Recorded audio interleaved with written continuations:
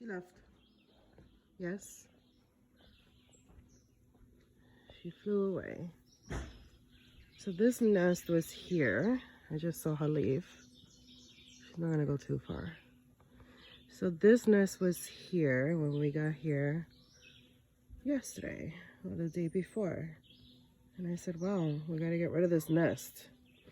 But then we looked inside and we saw, oh, there's a third one. Oh my God. Alan, she laid a third egg. She laid a third one. How does a little bird lay that much? You gotta microwave that hot chocolate.